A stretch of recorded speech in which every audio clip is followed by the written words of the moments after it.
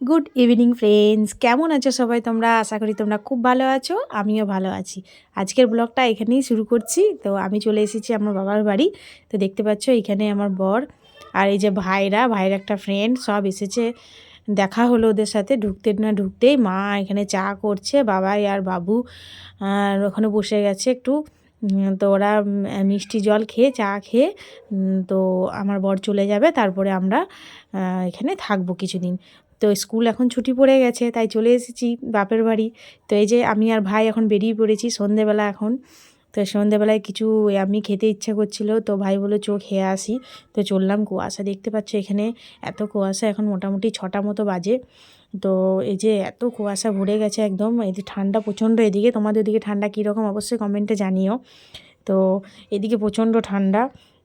তো এই যে দেখতে পাচ্ছ, তো আমি আর ভাই খেয়ে যাব আর ওদের জন্য নিয়ে যাব বাড়িতে। তো চলো ফার্স্টে আমরা এখানে কিছু জিনিস কেনার আছে এই গোলদারির দোকানটাতে। তো চলো কিনে নিই, আমার ছেলের জন্য কর্নফ্লেক্স কিনবো আর কিছু টুকটাক কেক টেক কেনার ছিল, তো সেগুলো আমি এখান থেকে কিনে নিলাম। তারপরে আমি সোজা চলে গেলাম চিকেন পকোড়া। এখানে পকোড়া খুব ভালো করে, এর আগেও আমি খেয়েছি, তোমরা সবাই জানো। তো আমিও খেয়ে নিয়েছি, আমি আর ভাই খেয়ে নিয়ে আর বাবাই বাবুর জন্য নিয়ে নিলাম।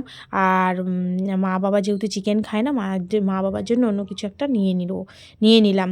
তো এবারে চলে যাচ্ছি বাড়ি। এই যে দেখতে পাচ্ছ আমি বাড়ি যাচ্ছি। তো চলো বাড়ি যাওয়া যাক। তো বাড়ি চলে এলাম, এখানে বাবাই আর বাবুকে এনজয় করে খাচ্ছে, পকোড়াগুলো খুব টেস্টি হয়েছে। আর মায়ের জন্য এখানে কেক নিয়ে এসেছিলাম, সিঙ্গারা নিয়ে এসেছিলাম, মাও এখানে খাচ্ছে। তো চলো ডিনারে আমাদের এই রুটি তরকারি মিষ্টি। তো চলো গুড নাইট, বাই বাই, আজকের ব্লগটা এখানেই